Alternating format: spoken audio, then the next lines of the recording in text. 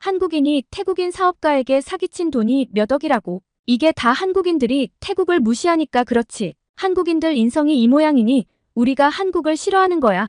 여기 태국의 명문대에 다니는 한 여학생이 결의에 찬 표정으로 SNS를 열심히 올리고 있습니다. 태국인들은 벤코리아 해시태그를 달며 신랄하게 한국을 욕하고 있는데요. 도대체 한국에 무슨 일을 당했길래 SNS로 세계에 한국의 실태를 알리겠다며 난리를 치는 걸까요? 오늘의 사연 한번 만나보겠습니다. 안녕하세요. 저는 마리사입니다. 제 아버지는 태국 최대 건설그룹 회장이시고 어머니는 방콕에서 가장 유명한 보석 갤러리의 대표이신데요. 남들이 보기에는 부러울 것 없는 환경이었을 거예요. 태국 최고의 명문인 마이돌 대학교 3학년생이고 학업 성적도 늘 상위 1%를 유지하고 있으니까요. 그리고 저는 그저 평범한 한류 팬이기도 했어요. 매일 유튜브에서 한국 아이돌을 검색하고 넷플릭스로 한국 드라마를 보는 게 저의 일상이었죠. 하지만 제가 사랑하는 한국이 제 가장 친한 친구의 가정을 송두리째 무너뜨렸고 저 또한 한국을 다시 보게 되는 한 사건을 이야기해 보려고 합니다. 제가 다니는 마이돌 대학교의 캠퍼스는 늘 활기가 넘쳤습니다. 하지만 오늘은 뭔가 달랐어요. 평소라면 한국 아이돌 음악을 들으며 걸었을 텐데 주변의 시선이 불편하게 느껴졌죠. 또 한국 기업이 철수한대. 이번엔 대규모 공장이래. 지나가는 학생들의 대화가 귀에 들어왔어요. 최근 들어 이런 뉴스가 끊이지 않았죠. 한국 기업들의 잇따른 철수로 일자리를 잃은 사람들의 분노가 커지고 있었어요. 거기다 한국 정부가 태국 불법 체류자들을 대거 추방하면서 SNS에선 벤코리아 운동이 거세게 일었죠. 마리사, 너는 아직도 그런 거 보고 있어? 뒤에서 들려온 목소리에 휴대폰 화면을 급히 껐어요. 좋아하는 그룹의 신곡이 나와서 몰래 보고 있었는데 마치 잘못한 일을 들킨 것 같은 기분이었죠. 라차, 오랜만이다. 한국에 있지 않고 왜 여기 있어? 라차의 표정이 어두웠어요. 6개월 전부터 한국에서 IT 스타트업을 준비하고 있었는데 뭔가 좋지 않은 예감이 들었습니다. 나 한국에서 사기를 당했어. 순간 귀를 의심했어요. 라차는 늘 신중하고 똑똑한 아이였는데 말이에요. 처음엔 정말 믿을만한 투자자 같았어. 여러 번 만나면서 신뢰도 쌓았고 계약서도 변호사랑 꼼꼼히 검토했는데 라차의 눈에서 눈물이 흘러내렸어요. 더 큰 문제는 그 돈이 라차 부모님의 은퇴 자금이었다는 거예요. 돈을 보내고 나서부터 연락이 끊겼어. 경찰에 신고했는데 이미 해외 계좌로 다 빠져나가고 없대. 한국인이 내 뒤통수를 친 거야. 캠퍼스 곳곳에 붙은 포스터가 눈에 들어왔어요. 벤코리아 운동에 동참하세요. 우리의 일자리를 지켜주세요. 불과 몇 주 전만 해도 없던 광경이었죠. 지금 태국 사람들이 한국에서 얼마나 고통받고 있는지 알아? 불법 체류자라고 한들 짐승처럼 쫓겨나고 있어. 라차의 목소리가 떨렸어요. 뉴스에서도 연일 보도되는 내용이었죠. 수천 명의 태국인들이 강제 추방되면서 양국 관계는 최악으로 치달았습니다. 그날 이후 라차는 완전히 달라졌어요. 수업에도 잘 나오지 않았고 연락을 해도 대부분 받지 않았죠. SNS에는 벤코리아 해시태그를 연신 달았고 제가 올렸던 K-POP 관련 게시물에도 날선 댓글을 남기기 시작했어요. 라차가 우울증 진단을 받았대. 한 달 뒤 공통 수업을 듣는 친구에게 소식을 들었어요. 약도 처방받았지만 잘 먹지 않는다고 했죠. SNS를 열 때마다 가슴이 답답해졌어요. 예전에는 즐거운 팬들의 이야기로 가득했던 공간이 이제는 혐오와 분노로 가득 찼습니다. 한국 기업이 떠나면 뭐 어때? 우리가 더 잘할 수 있어. K-팝이나 보면서 현실을 외면하는 배신자들. 불법 체류자 강제 추방, 우리도 한국 문화를 추방하자. 매일 밤 이어지는 집회 소식이 전해졌어요. 한국 기업 앞에서, 한국 문화원 앞에서, K-팝 굿즈샵 앞에서 분노한 시민들이 모여들었죠. 제 취미인 한국 게시물 올리기도 못하겠더라니까요. 매일 수백 개의 게시물을 관리하고 번역하고 소통해야 했지만 이제는 그마저도 힘들어졌습니다. 창밖에선 또다시 시위대의 구호 소리가 들려왔습니다. 한국 타도. 우리의 존엄을 지키자.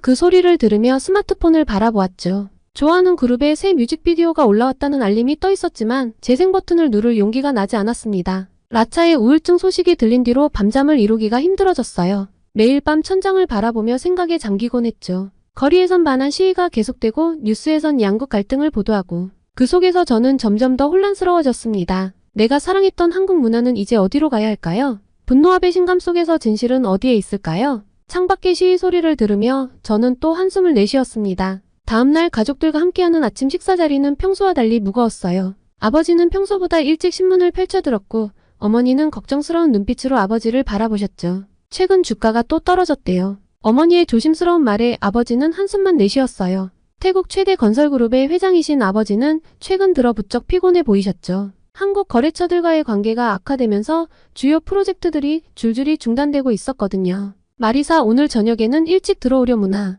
아버지의 목소리가 평소보다 낮았습니다. 요즘 들어 자주 늦게까지 회사에 계시던 아버지가 일찍 귀가하신다니 분명 중요한 이야기가 있으실 것 같았어요. 학교에 도착하자 캠퍼스는 여전히 시끄러웠습니다. 벤코리아 운동이 더욱 거세지면서 곳곳에서 역시나 시위가 벌어지고 있었죠. 태국 전체를 뒤흔들고 있었어요. 마리사 잠깐 볼 수 있을까? 강의가 끝나고 나오는데 지도 교수님이 부르셨어요. 교환학생 지원 마감이 코앞으로 다가왔는데 아직 결정을 못했다는 걸 아시는 것 같았죠. 이번에 한국의 대학교에서 연락이 왔단다. 내 성적과 한국어 실력이면 합격은 확실할 것 같아. 교수님의 말씀에 가슴이 뛰었어요. 솔직히 기뻤는데 동시에 불안감도 밀려왔습니다. 지금 이 시기에 한국으로 간다는 게 과연 옳은 걸까? 한국인들이 날 차별하면 어쩌지? 그리고 한국이 라차 말대로 나쁜 나라면 어쩌지? 불안감이 꼬리를 물고 이어졌습니다. 그리고 그날 저녁 식사 자리에서 아버지는 평소보다 많이 지쳐 보이셨습니다. 한국 쪽 파트너사들과의 계약이 대부분 파기될 것 같구나. 20년 넘게 쌓아온 관계가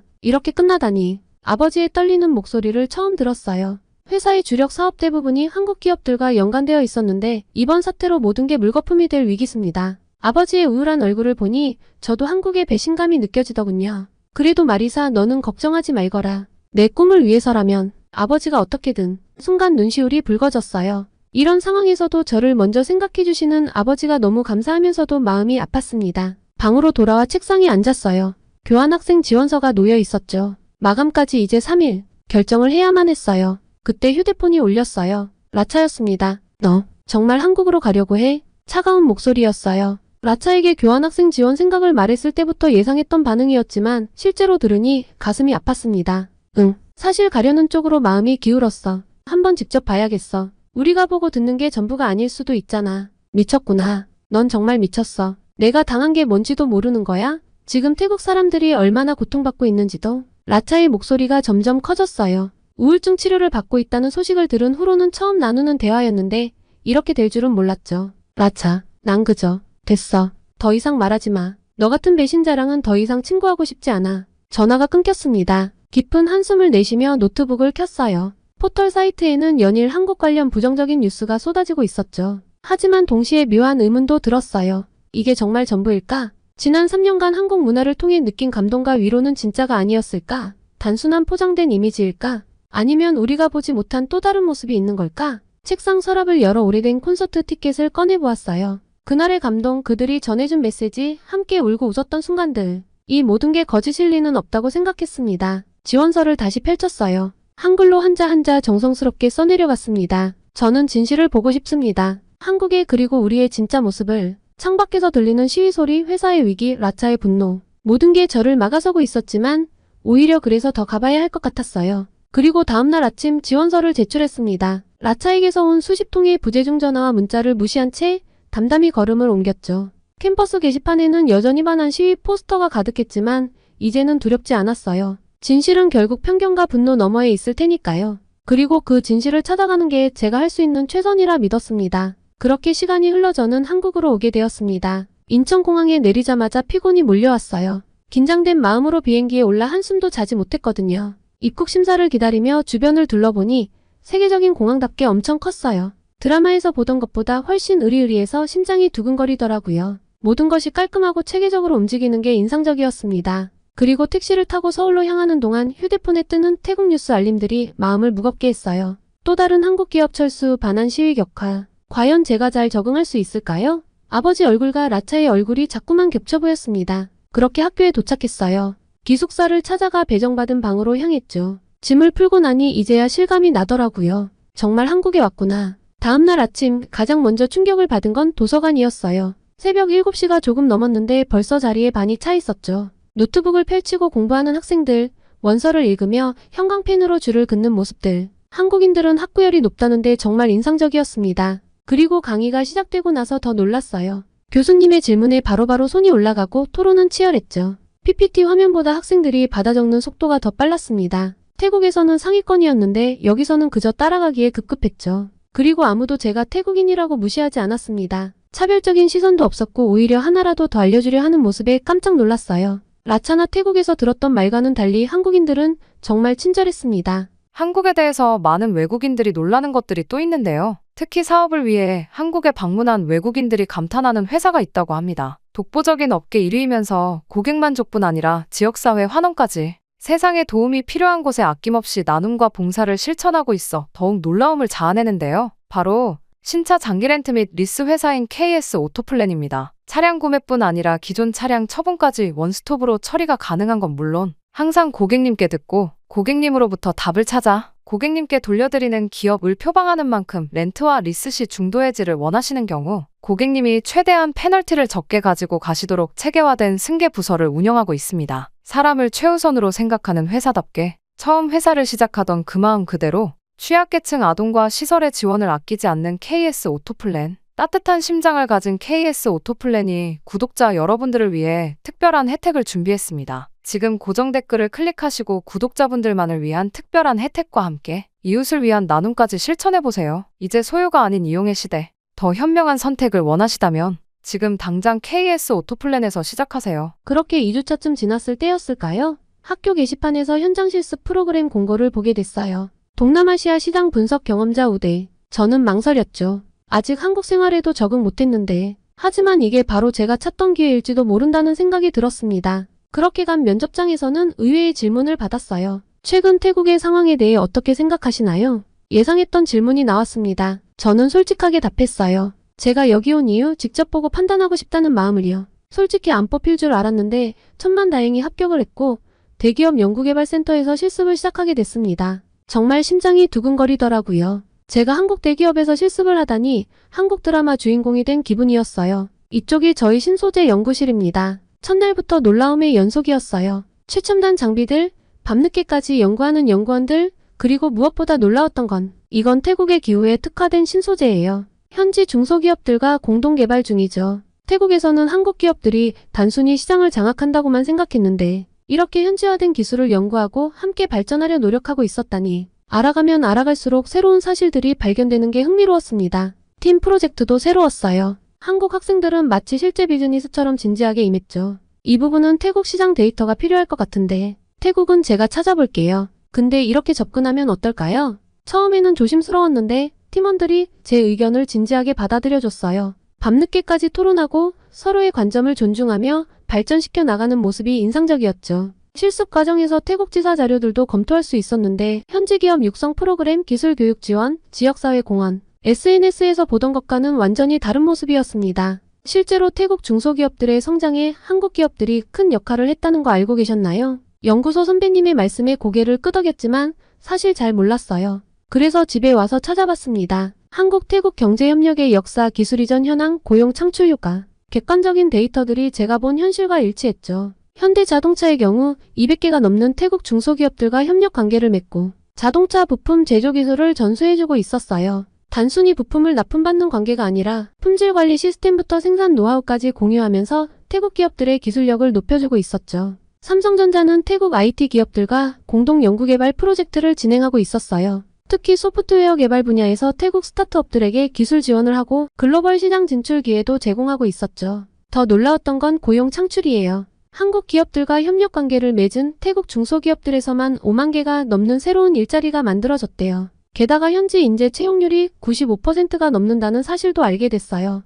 이런 내용은 왜 태국에서는 보도되지 않을까? 자료들을 보면서 의문이 들었어요. SNS에서는 한국 기업들이 태국 경제를 망친다는 이야기만 널리 퍼져 있는데 실제로는 이렇게 많은 협력과 지원이 이뤄지고 있었다니. 휴대폰을 열어보니 여전히 반한 시위 소식뿐이었어요. 하지만 이제는 그 기사들이 다르게 보였죠. 한쪽 면만 보여주고 있다는 게 너무나 명확했으니까요. 지금 태국은 잘못된 길을 가고 있는 거예요. 어쩌면 우리는 너무 쉽게 판단하고 있었던 걸까요? 진실은 항상 우리가 보고 싶은 것, 너머에 있다는 걸 이제야 조금씩 알아가고 있었습니다. 그리고 우연히 한 태국 방송국의 기자가 쓴 기사를 보게 되었어요. 처음에는 한국을 신랄하게 비판하는 기사였는데 직접 한국에 와서 취재한 후 그 시각이 많이 달라졌다는 내용이었어요. 나도 그랬는데 저도 처음엔 한국에 대한 편견으로 가득 차 있었어요. 하지만 현장 실습 과정에서 만난 태국 청년 리폰의 이야기가 제 시각을 바꾸는 첫 계기가 되었습니다. 저는 한국 기업에서 일하면서 처음으로 제 꿈을 이룰 수 있다고 믿게 됐어요. 리폰은 현대자동차 태국 법인의 엔지니어였어요.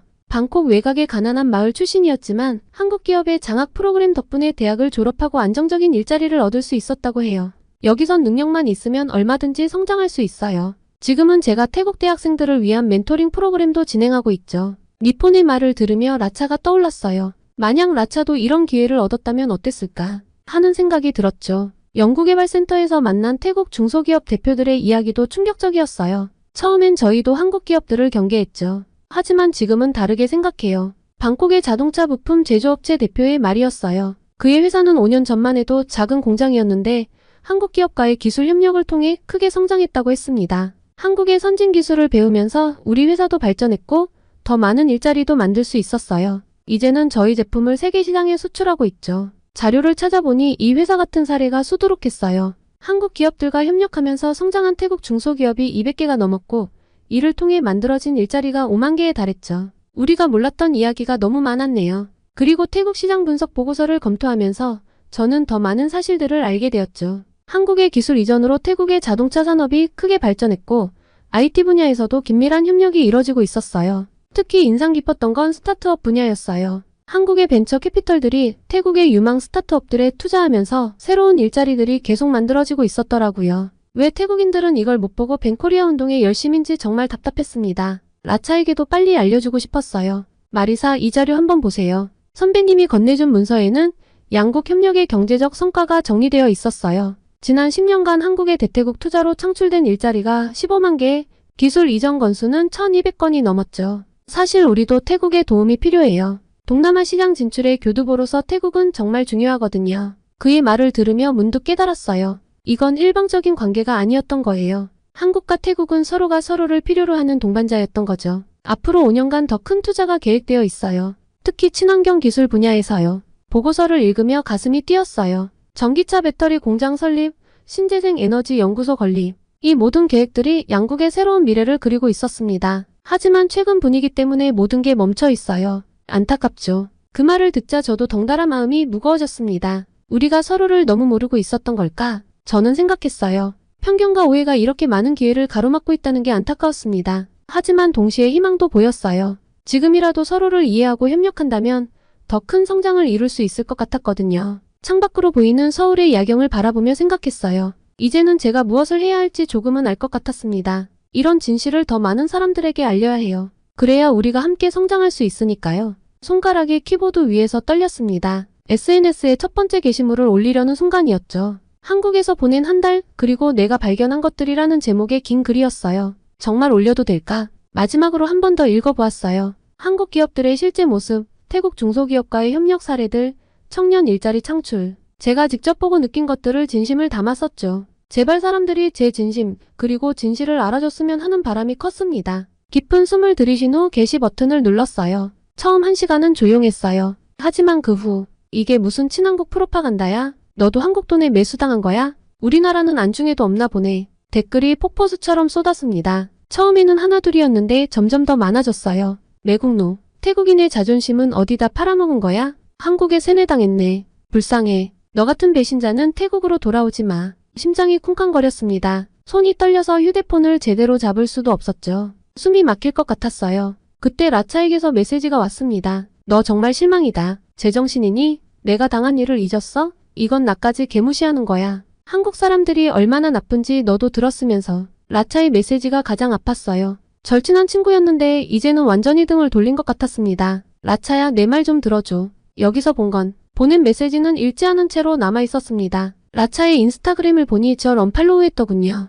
그날 밤 기숙사방에서 울면서 태국 뉴스를 봤어요. 벤코리아 운동이 더욱 거세지고 있다는 기사였죠. 댓글들은 한국에 대한 증오로 가득했습니다. 다음날 상황은 더 악화됐어요. 제 SNS 계정으로 계속해서 악성 메시지가 쏟아졌고 일부 극성 팬들은 제 개인정보를 퍼뜨리기 시작했거든요. 마리사의 아버지가 한국 기업과 거래하는 회사 회장이래. 그래서 이런 글을 쓴 거야. 걔네 집 주소 찾았다. 여기야. 무서웠어요. 정말 무서웠어요. 하지만 동시에 화도 났죠. 제가 본 진실을 이렇게 왜곡하고 매도하는 게 너무 억울했으니까요. 그래서 두 번째 글을 썼어요. 더 구체적인 자료와 데이터를 첨부하면서 잠깐만요. 우리가 너무 한쪽 면만 보고 있는 건 아닐까요? 제가 직접 본 한국은 하지만 상황은 더 나빠졌습니다. 이번에는 제 태국대학교 커뮤니티까지 발칵 뒤집혔어요. 마이돌 대학의 명예를 실추시키는 행위. 한국 유학 다녀와서 우리나라 욕하는 애. 저런 애가 우리 학교 대표로 갔다니. 눈물이 멈추지 않았어요. 폰을 끄고 싶었지만 그럴 수도 없었습니다. 가족들이 걱정될까봐. 그런데 어머니께서 전화를 하셨어요. 마리사 괜찮니? 아버지가 회사에서 항의 전화를 많이 받고 계시네. 목이 메었어요. 제 행동이 가족들에게까지 영향을 미치고 있다는 사실이 너무 괴로웠죠. 죄송해요, 엄마. 제가. 괜찮아, 딸. 내가 옳다고 믿는 걸 한 거잖아. 엄마의 따뜻한 말씀에 또다시 눈물이 흘렀습니다. 밤새 고민했어요. 글을 내려야 할까? 아니면 계속 진실을 알려야 할까? 제가 본 것들은 분명 진실이에요. 하지만 이 진실을 알리는 과정에서 제가 감당해야 할 대가가 너무 컸습니다. 창밖을 바라보며 생각에 잠겼어요. 이곳에서 본 것들, 배운 것들, 그리고 깨달은 진실들. 이걸 포기하고 싶지 않았습니다. 노트북을 다시 펼쳐들었어요. 이번에는 더 신중하게, 하지만 더 단단한 마음으로 글을 쓰기 시작했죠. 우리가 미워해야 할 건 서로에 대한 오해와 편견이에요. 누군가를 미워하기 전에 먼저 이해하려 노력해보는 건 어떨까요? 글을 쓰면서도 떨렸어요. 또다시 비난이 쏟아질 걸 알면서도 이번에는 물러서고 싶지 않았거든요. 라차에게도 긴 메시지를 보냈어요. 내가 겪은 일은 정말 불공평했어. 하지만 그게 전부는 아니야. 우리가 보지 못했던, 알지 못했던 이야기들이 있어. 내 말을 한 번만 들어줘. 여전히 답장은 오지 않았지만 이번에는 괜찮았어요. 언젠가는 이해해줄 거라고 믿으니까요. SNS에서 쏟아지는 비난을 보면서도 노트북을 닫을 수 없었어요. 오히려 이런 오해와 갈등을 어떻게 해결할 수 있을지 고민하게 되더라고요. 이건 누군가 나서서 풀어야 해. 밤새 생각하다가 문득 아이디어가 떠올랐어요. SNS상의 논쟁이나 일방적인 글로는 부족해요. 직접 만나서 이야기를 나눠야 해요. 한국 태국 청년 교류 포럼. 떨리는 손으로 기획안을 작성하기 시작했습니다. 처음에는 단순한 아이디어였는데 쓰다 보니 구체적인 형태가 잡히기 시작했어요. 양국 청년들이 직접 만나 대화할 수 있는 자리, 특히 창업과 취업에 관심 있는 학생들이 모여서 아침이 밝아올 때까지 기획안을 다듬었어요. 한국 기업에서 성공한 태국 청년들의 사례 발표, 스타트업 준비하는 청년들의 토론회, 양국 기업 인사 담당자들과의 만남까지 계획에 모두 넣었어요. 마리사, 이거 정말 대단한데? 한국 친구 선영이가 기획안을 검토해주면서 말했어요. 국제교류처에 제안해보라고 조언해 주었죠. 교수님께도 자문을 구했어요. 흥미로운 시도네요. 하지만 현실적인 어려움이 많을 거예요. 교수님의 우려는 당연했어요. 예산 문제도 있고 양국 학생들의 참여를 이끌어내는 것도 쉽지 않을 거예요. 하지만 이대로 멈출 순 없었죠. 한번 시도해보겠습니다. 퇴근 후에도 이메일을 보내고 전화를 돌리고 있어요. 양국에서 사업하는 기업들, 문화교류에 관심 있는 단체들을 찾아보면서 다행히 몇 군데서 긍정적인 반응이 오고 있었습니다. 가장 큰 고민은 라차예요. 아직도 제 메시지를 읽지 않고 있지만 이번 포럼에 꼭 초대하고 싶어요. 라차야, 내가 직접 와서 한국 청년들과 이야기를 나눠봐. 내가 겪은 어려움도 털어놓고 그들의 이야기도 들어보자. 긴 메시지를 보내고 나서 답장을 기다리는 중이에요. 아직 읽지는 않았지만 언젠가는 읽을 거예요. 현재 포럼 준비는 막바지에 이르고 있어요. 20명의 한국 학생들과 15명의 태국 학생들이 참가 신청을 했죠. 니폰도 발표자로 참여하기로 했습니다. 저는 한국 기업에서 일하면서 많이 배웠어요. 이런 경험을 다른 태국 청년들과 나누고 싶어요. 니폰의 말에 용기를 얻었어요. 이런 진정성 있는 이야기들이 쌓이다 보면 분명 변화가 시작될 거예요. 더 큰 계획도 구상 중이에요. 포럼을 시작으로 양국 청년 창업 인큐베이팅 프로그램을 만들고 싶어요. 한국과 태국의 청년들이 함께 창업을 준비하고 서로의 시장을 이해하며 함께 성장할 수 있는 플랫폼이죠.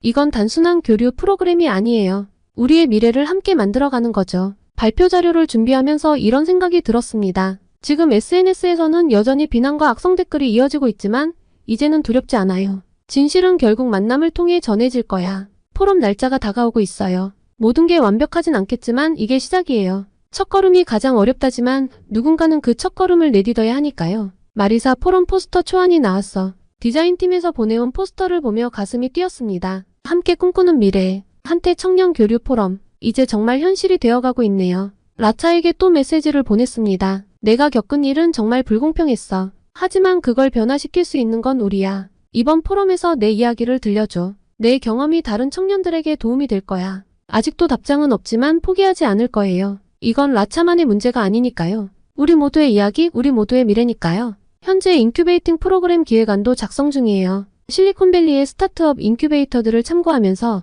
한국과 태국의 특성을 반영한 프로그램을 구상하고 있죠. 양국의 장점을 결합하면 더 큰 시너지가 날 거예요. 이제 첫 포럼이 일주일 앞으로 다가왔어요. 떨리지만 설레는 마음이 더 큽니다. 이게 끝이 아닌 시작이 될 거라는 걸 알고 있으니까요. 그리고 라차에게 답장이 왔어요. 마리사, 기분을 좀 가라앉히고 네가 보낸 메시지들을 다 읽어봤어. 보내준 자료들도 봤고 내가 개인적인 감정으로 한국에 오해가 있던 게 맞아. 인정해. 저는 정말 뛸 듯이 기뻤습니다. 그래서 내 사기당한 사건도 다시 봤는데 뒤통수 친 놈이 한국인이 아니라 조선족이라더라. 중국인이래. 그리고 라차가 포럼에 오겠다고 말할 땐 눈물까지 날 뻔했더라니까요. 저는 지금도 포럼 준비로 바쁜 나날을 보내고 있어요. 여러분께 제 이야기를 들려드리는 동안에도 태국에서 새로운 참가 신청이 들어왔다는 소식을 받았네요. 여러분, 제 이야기를 여기까지 들어주셔서 진심으로 감사드립니다. 처음 한국에 왔을 때의 불안한 마음, 현장 실습에서 배운 것들, SNS에서 맞닥뜨린 비난과 고민들, 이 모든 이야기를 끝까지 귀 기울여 들어주셔서 감사해요. 사실 이 이야기를 하는 게 쉽지 않았어요. 아직도 진행 중인 일이고 여러분도 저를 보는 시선이 어떨지 조금 두렵기도 하거든요. 하지만 이 이야기를 들려드리면서 제가 가야 할 길이 더 선명해지는 것 같아요. 앞으로 어떻게 될지는 저도 모르겠어요. 다가오는 포럼이 성공할지, 제가 꿈꾸는 인큐베이팅 프로그램이 실현될 수 있을지. 하지만 한 가지 확실한 건 이제는 두렵지 않다는 거예요. 제 이야기가 조금이나마 한국과 태국의 관계를 이해하는 데 도움이 되었길 바랍니다. 그리고 무엇보다 편견과 오해를 넘어 서로를 이해하려 노력하는 것이 얼마나 중요한지 느끼실 수 있었기를 바라요. 다시 한번 제 이야기에 귀 기울여 주셔서 감사합니다. 이제 저는 포럼 준비를 하러 가봐야겠네요. 우리의 이야기는 여기서 끝이 아닌 새로운 시작이 될 거예요. 여러분도 각자의 자리에서 누군가의 이야기에 귀 기울이고 편견 없이 바라보는 용기를 가지시길 바랍니다. 감사합니다. 한글은 중국 문자에서 기원되었죠. 일본과 중국에 비해 한국은 그 역사가 짧아 주변국의 영향을 많이 받았습니다. 특히 한국은 아주 오랜 시간 중국의 영향을 많이 받아왔기 때문에 한국과 중국을 떼어서 생각하긴 어려워요. 영국의 최고 명문대인 옥스퍼드 대학교의 저명한 여자 교수가 목에 핏대를 세워가며 한글에 대해 욕을 하고 있습니다. 일본과 중국의 깊은 역사를 주장하며 한글은 그들의 문자를 베낀 저급한 말이라고 이야기하는데요.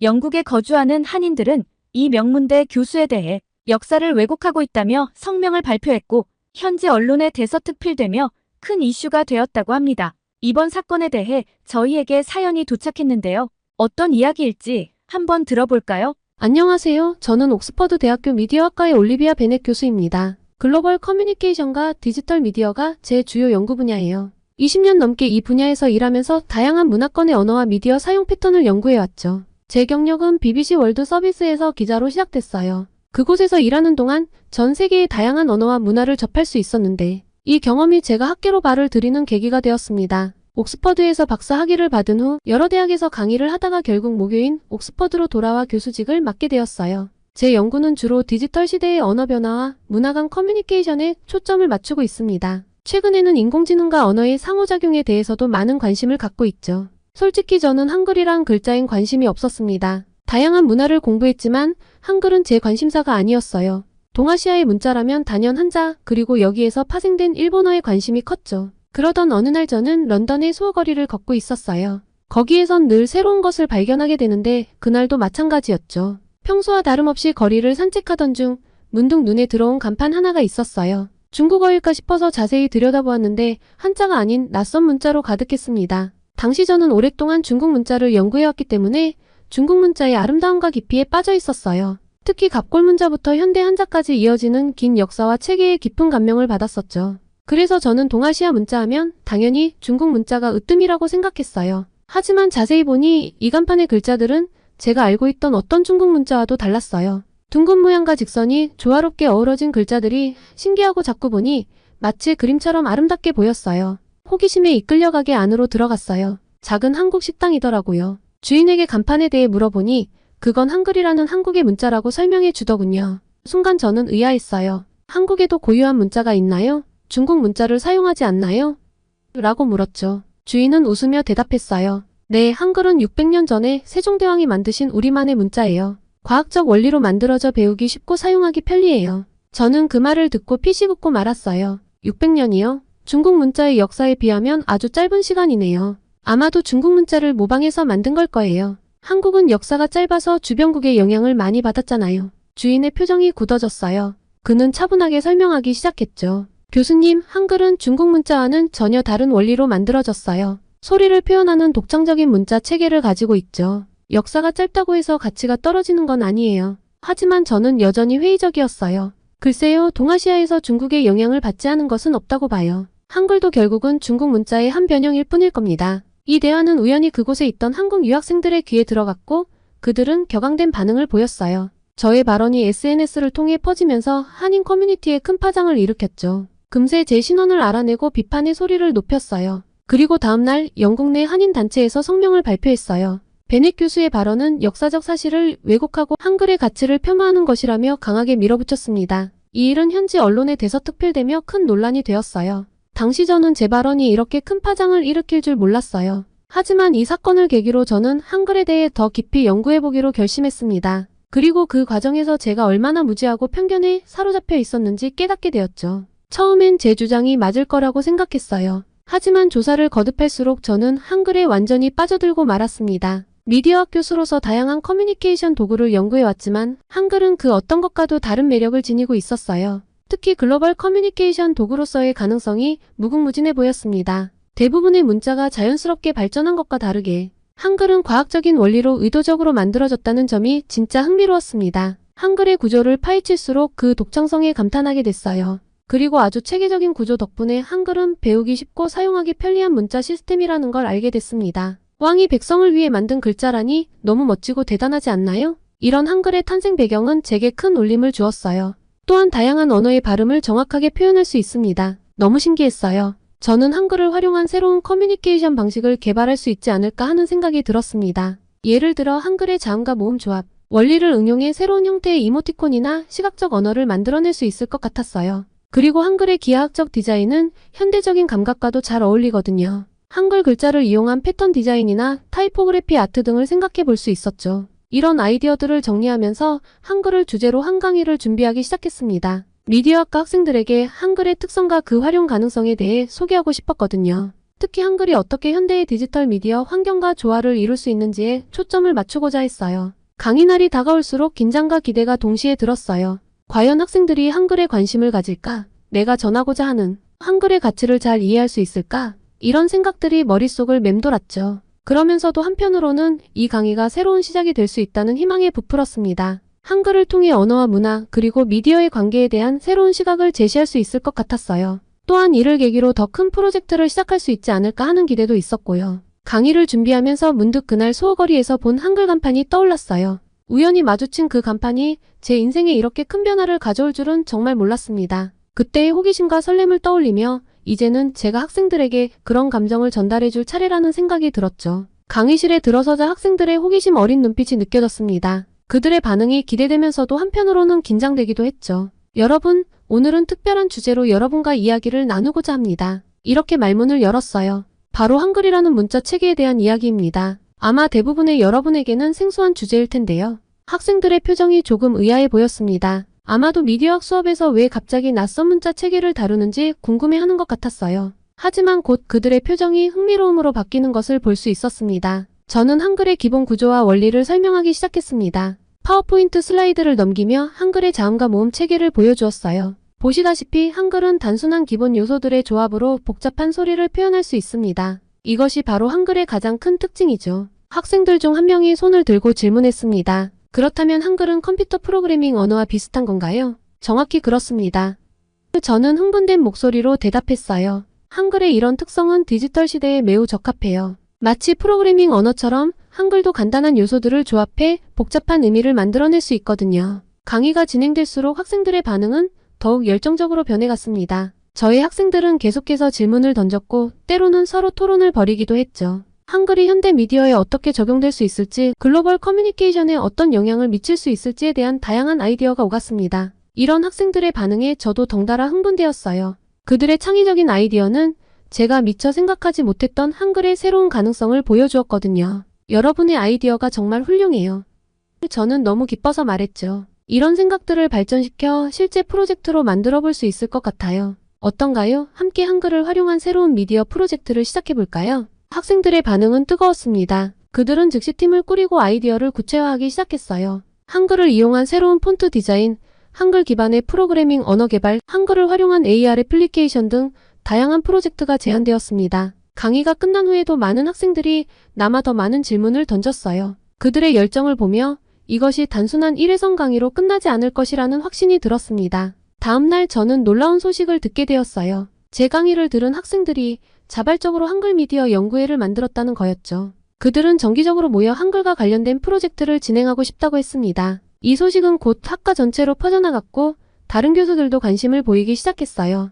디자인학과, 컴퓨터공학과, 심지어 언어학과 교수들까지 한글 연구에 동참하고 싶다는 의사를 밝혔습니다. 옥스퍼드 대학 전체가 한글 열풍에 휩싸인 것 같았어요. 도서관에는 한글 관련 서적이 대출대기 목록에 올랐고 학생 식당에서는 한글로 된 메뉴판이 등장하기도 했죠. 심지어 대학 신문에는 옥스퍼드의 새로운 언어 혁명이라는 제목의 기사가 실리기도 했습니다. 이런 변화를 지켜보며 저는 한글이 가진 힘을 다시 한번 실감했어요. 단순한 문자 체계를 넘어 한글은 사람들을 연결하고 새로운 아이디어를 촉발하는 강력한 매개체가 되고 있었거든요. 하지만 동시에 책임감도 느꼈습니다. 이제 한글에 대한 관심이 일시적인 유행으로 끝나지 않도록 해야 했어요. 한글의 진정한 가치와 잠재력을 지속적으로 연구하고 발전시켜 나가야 했습니다. 그래서 저는 더 큰 프로젝트를 구상하기 시작했어요. 단순히 대학 내에서의 연구를 넘어 한글을 전 세계에 알리고 그 가치를 공유할 수 있는 방법을 고민했습니다. 그리고 마침내 하나의 아이디어가 떠올랐죠. 글로벌 한글 미디어 프로젝트를 하기로 결심했습니다.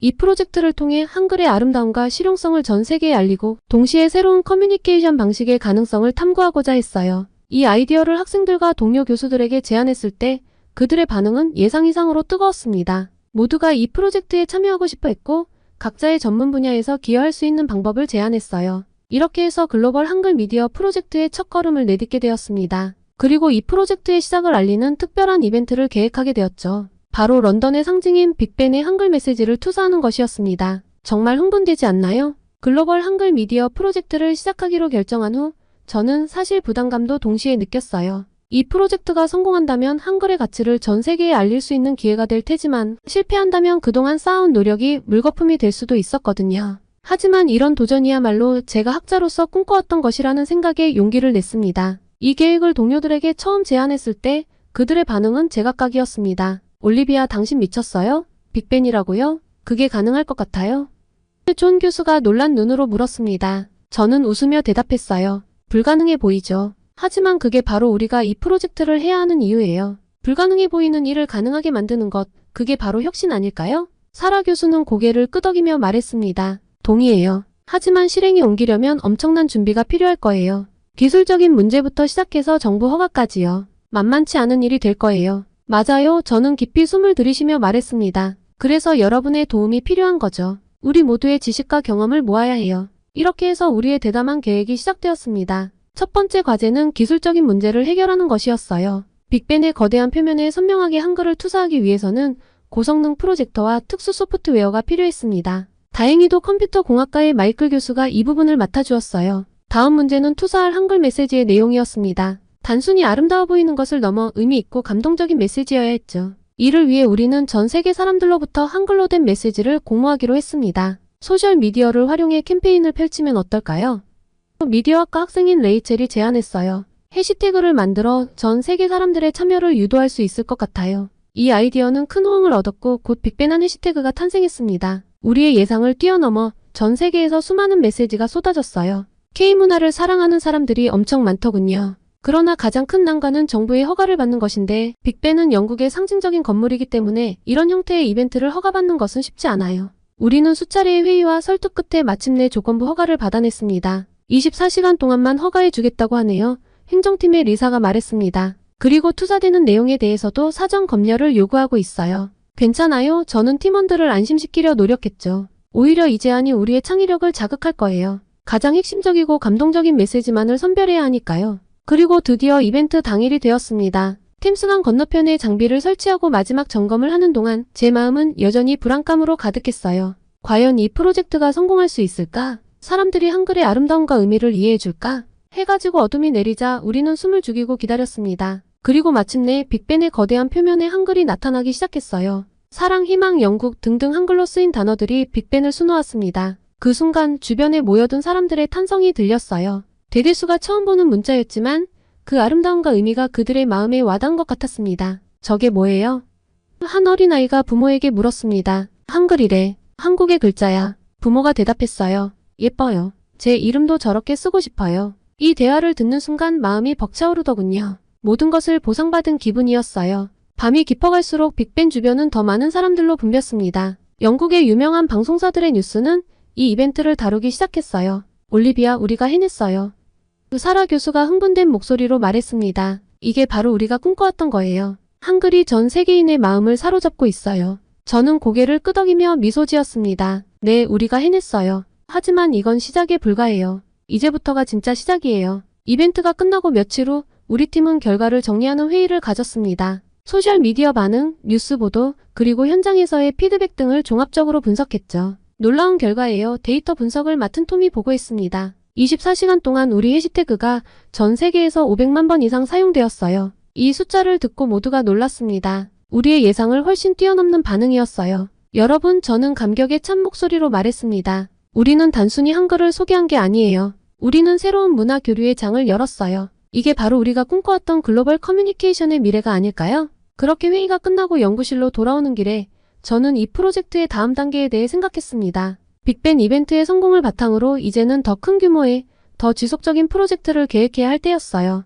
그런데 얼마 후 빅벤 프로젝트의 성공으로 한글에 대한 세계적 관심이 고조되던 중 예상치 못한 폭탄이 터져버렸어요. 바로 중국 베이징 대학의 장 웨이 교수가 한글은 중국 문자에서 유래했다는 주장을 담은 논문을 발표한 거예요. 이 소식을 접한 순간 제 머릿속이 하얘졌어요. 이게 무슨 말도 안 되는 소리람. 저는 떨리는 손으로 논문을 읽어 내려갔습니다. 장 교수의 주장은 한글의 자음이 중국 전국시대의 고문자와 유사하다는 것이었죠. 그는 세종대왕의 일을 참고해 한글을 만들었다고 주장했습니다. 이 논문은 순식간에 국제학계의 뜨거운 감자가 되었어요. 소셜미디어에서는 찬반 논쟁이 격렬하게 벌어졌고 주요 언론에서도 이 문제를 다루기 시작했습니다. 심지어 일부 서양 학자들은 장 교수의 주장에 동조하는 모습을 보였어요. 올리비아, 이거 큰일 났어요. 동료 교수인 마이클이 연구실로 뛰어들어왔습니다. 우리가 그동안 해온 모든 노력이 물거품이 될지도 몰라요. 저는 깊은 한숨을 내쉬었습니다. 알아요, 마이클. 하지만 우리가 진실을 밝혀야 해요. 한글의 독창성과 가치를 지켜야 한다고요. 그 순간 제 마음속에 불같은 결의가 일었습니다. 이건 단순한 학문적 논쟁이 아니었어요. 저의 커리어가 걸린 일이기도 했고 역사를 왜곡한 쪽은 중국이라는 건 제가 확신하고 있었으니까요. 저는 즉시 반박 논문 작성에 착수했습니다. 밤을 새워가며 역사적 자료를 뒤지고 언어학적 분석을 실시했어요. 동료들과 한국의 학자들에게 자문을 구하기도 했죠. 그렇게 일주일 후 드디어 반박 논문이 완성되었습니다. 저는 떨리는 마음으로 국제언어학회에 논문 발표를 신청했어요. 그리고 얼마 후 런던에서 열리는 국제언어학 심포지엄에서 화상으로 장 교수와 직접 토론할 기회를 얻었습니다. 심포지엄 당일 옥스퍼드 대학의 강당은 전 세계에서 온 언어학자들로 가득 찼습니다. 대형 스크린을 통해 장 교수가 먼저 자신의 주장을 펼쳤어요. 그의 말이 끝나자 청중들 사이에서 술렁임이 일었습니다. 제 차례가 되었을 때 저는 깊게 숨을 들이마시고 단상에 올랐어요. 존경하는 동료 여러분, 제 목소리가 흔들리지 않도록 노력하며 말을 시작했습니다. 오늘 저는 한글의 독창성과 그 가치에 대해 말씀드리고자 합니다.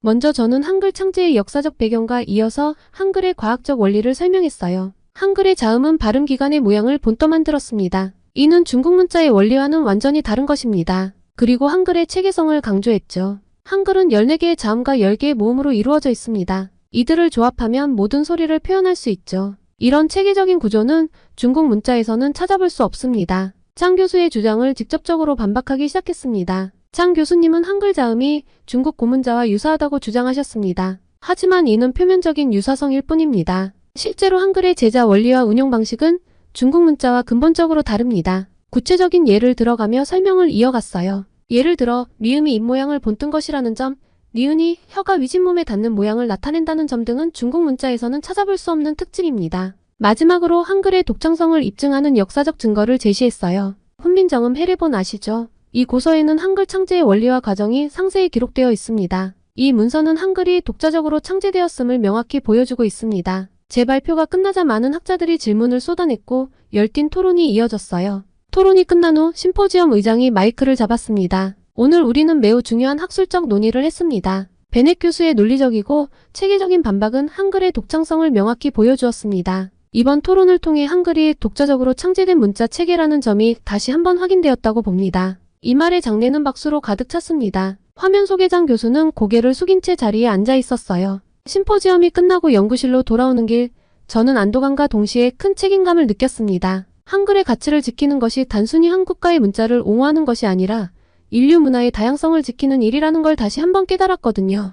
다음날 아침 눈을 떠보니 제 이메일함이 메시지로 가득 차 있었어요. 전 세계의 언어학자들이 지지의 뜻을 보내왔고 여러 대학에서 강연 요청이 쏟아졌습니다. 특히 한국의 학자들로부터 온 메시지가 제 마음을 뭉클하게 했어요. 그들은 제가 한글의 가치를 지켜준 것에 대해 깊은 감사를 표했습니다. 베넷 교수님, 당신은 우리 한글의 수호자입니다. 앞으로도 함께 한글의 가치를 세계에 알려나갔으면 좋겠습니다. 이 메시지를 읽으며 저는 다시 한번 제가 맡은 역할의 중요성을 실감했어요. 이제 한글은 단순히 연구 대상이 아니라 제 삶의 중요한 부분이 되었죠. 이후 저는 한글에 대한 관심이 폭발적으로 증가하는 것을 체감했습니다. 특히 영국 언론들의 반응이 뜨거웠어요. BBC, 가디언, 타임즈 등 주요 미디어들이 앞다투어 한글 특집 기사를 내보내기 시작했죠. 그리고 한아침 BBC 라디오의 인기 프로그램 투데이에서 인터뷰 요청이 왔습니다. 제 손이 떨릴 정도로 긴장되었지만 이것이 제 프로젝트와 한글의 우수성을 널리 알릴 수 있는 좋은 기회라고 생각해 출연연에 응했어요. 오늘 우리는 세계에서 가장 과학적인 문자라고 불리는 한글에 대해